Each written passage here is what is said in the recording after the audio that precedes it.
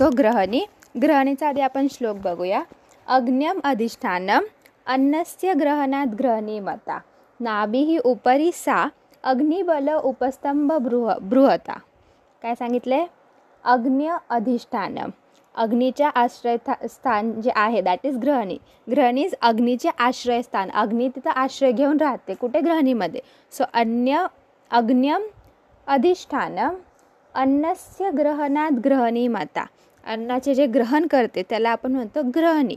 So अग्न्यम अधिष्ठानम अन्नस्य ग्रहणात ग्रहणी मता नाभी उपरी सा, नाभीच्या वरती असतं दॅट इज ग्रहणी.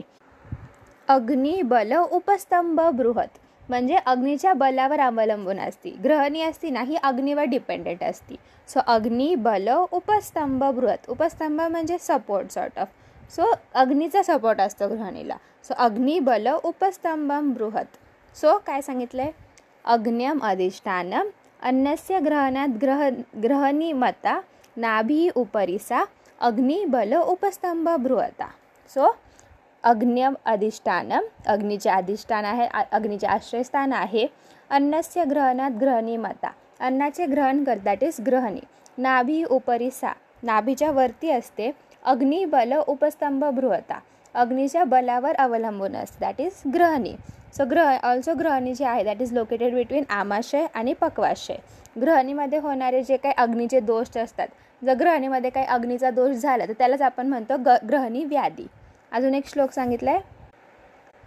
अधस्तु पक्वम आमम वा प्रवृत्तम ग्रहणी गदः उच्यते सर्वमेव अन्नम प्रायो अस्य विदह्यते. दॅट इज जाठराग्नी मांद्यामुळे गुदमार्गाद्वारे पचलेले किंवा न पचलेले आहारांश बाहेर पडू लागतात. यात प्रायः सर्व अन्न विदग्ध होऊन आम्ल बनते. ह्यालाच आपण म्हणतो ग्रहणी. दॅट इज जाठराग्नी मांद्य झालं असतं त्यामुळे गुदामार्गाद्वारे पचलेले किंवा न पचलेले आहारांश तसेच बाहेर पडतात. सो अधस्तु पक्वम आमम वा प्रवृत्तम ग्रहणी गदः. सो काय सांगितलंय? अधस्तु म्हणजे गुदमार्गाने, पक्व किंवा आम असं हे अशा आहाराची प्रवृत्ती होते. ह्यालाच आपण म्हणतो ग्रहणी. सो अधस्तु पक्व आम वा प्रवृत्तम ग्रहणी गदः उच्यते सर्वमेव अन्नम प्रायो अस्य विदध्यते. सो सर्वच आपलं अन्न आहे ना ते विदग्ध होतं आणि आम्ल बनून जातं. सो उच्यते सर्वमेव अन्नम प्रायो अस्य विदध्यते, सगळंच अन्न आपलं विदग्ध होतं. सो श्लोक काय? अधस्तु पक्वम आमम वा प्रवृत्तम ग्रहणी गदः उच्यते सर्वमेव अन्नम प्रायो अस्य विदध्यते. परत एकदा लास्ट टाइम श्लोक बघू. अधस्तु पक्व आमम वा, गुदमार्गाने पक्व किंवा अपक्व अन्नाची प्रवृत्ती होती त्यालाच आपण बोलतो ग्रहणी. उच्यते सर्वमेव अन्नम प्रायो अस्य विदध्यते, म्हणजे युजली सगळंच अन्न जे आहे ना त्याचा विदग्ध होतो. सो 2 श्लोक काय सांगितले आतापर्यंत? अग्न्य अधिष्ठानम अन्नस्य ग्रहणात ग्रहणी मता नाभी उपरी सा अग्निबल उपस्तंभ बृहता. सेकंड श्लोक काय? अधस्तु पक्वा आमम वा प्रवृत्तम ग्रहणी गदः उच्यते सर्वमेव अन्नम प्रायो अस्य विदध्यते. मात्र निदान काय? ग्रहणी रोगचे हेतू काय सांगितलेत? मेन हेतू काय की असा आहार विहार ज्यामुळे अग्नी आपली मंद होती. हे सगळं हेतूमध्ये येतं. असा आहार विहार ज्याने आपली अग्नी मंद होती ते सगळे आहार विहार हेतू म्हणून सांगायचे. सो यात काय येतं?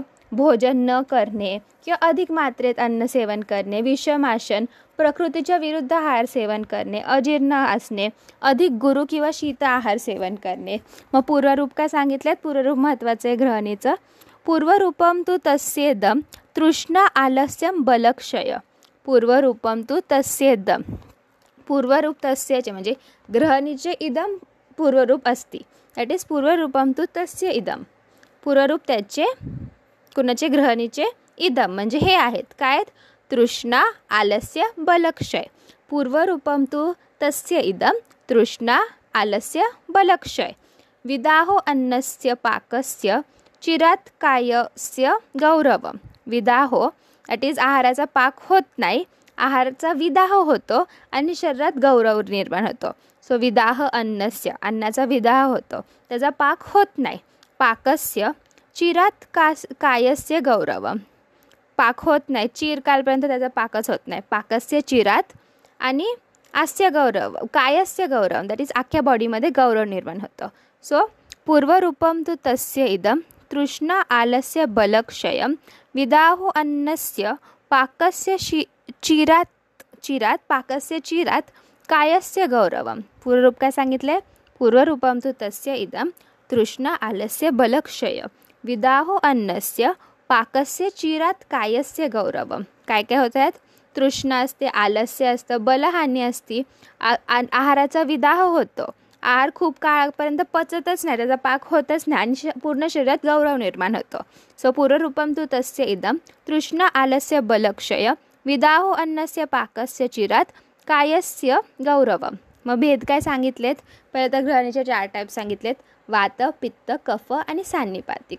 मग ऑल्सो अजून 2 भेद सांगितलेत, स्वतंत्र आणि परतंत्र. स्वतंत्र म्हणजे अतिसारच्या बिना जी ग्रहणी होती आणि परतंत्र म्हणजे ग्रहणीच्या आधी अतिसार होता आणि मग ग्रहणी निर्माण होती, दॅट इज परतंत्र. मग अवस्थानुसार 3 भेद सांगितलेत.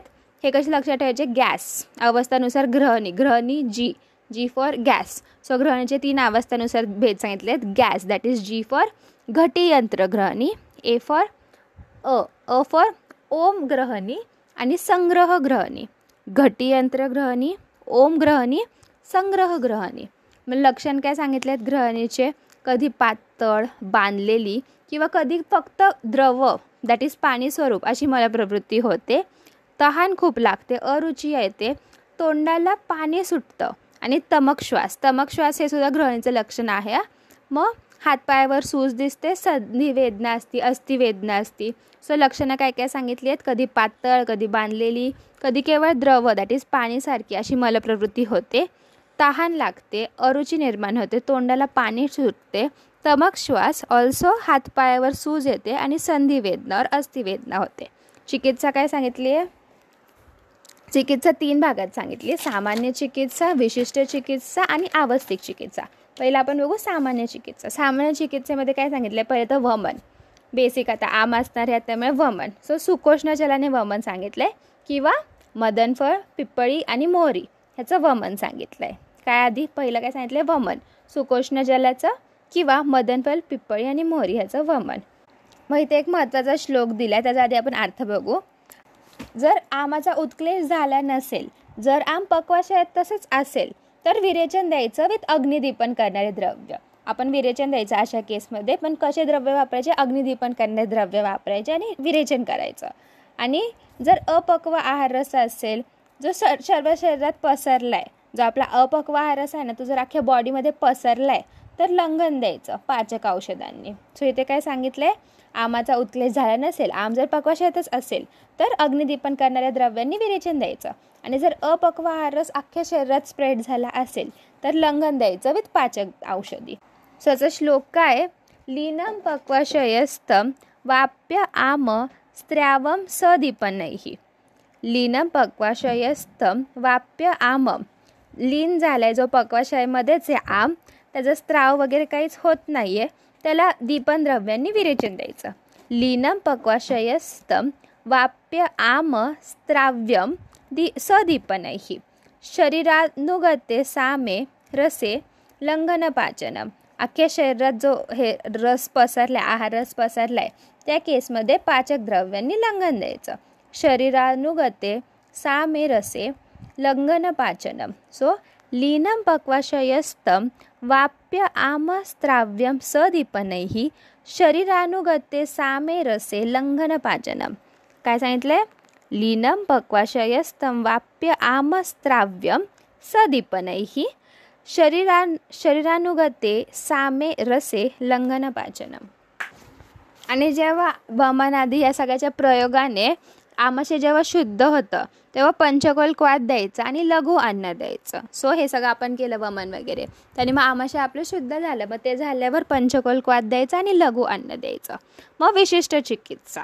आता वात, पित्त, कफ इंडिव्हिज्युअली विशिष्ट चिकित्सा यांची काय सांगितली हे बघूया.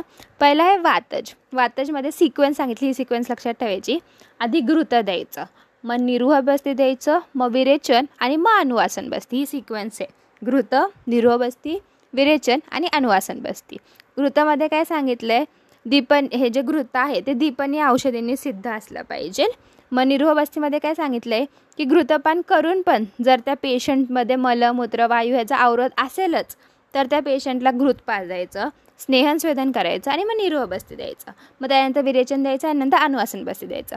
आता घृतामध्ये आपण काय सांगितलं की दीपनीय औषधींनी सिद्ध घृत द्या. ह्यात कोणते कोणतं घृत द्यायचं आहे? DPT, DPTs दशमूलाद्य घृत, पंचमूलाद्य घृत आणि त्रिशनाद्य घृत.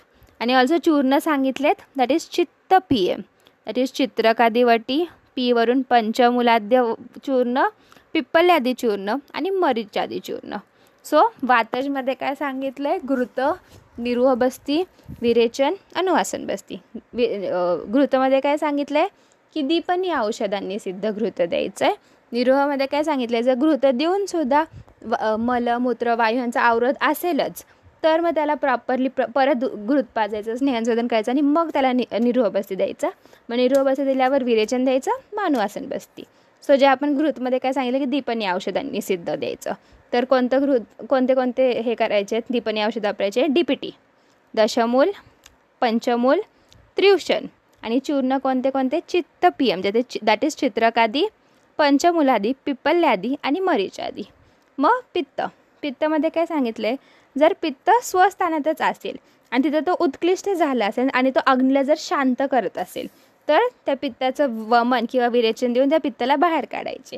सो पित्तामध्ये काय सांगितलं आहे? जर तुमचा पित्त आहे तो स्वस्थानात आहे पण तो उत्क्लेशित आहे आणि त्यामुळे तो अग्नीला शांत करायचा ट्राय करतोय, तर अशा केसमध्ये काय करायचं? वमन किंवा विरेचन देऊन पित्ताला बाहेर काढायचं. कशाने हे करायचं आहे?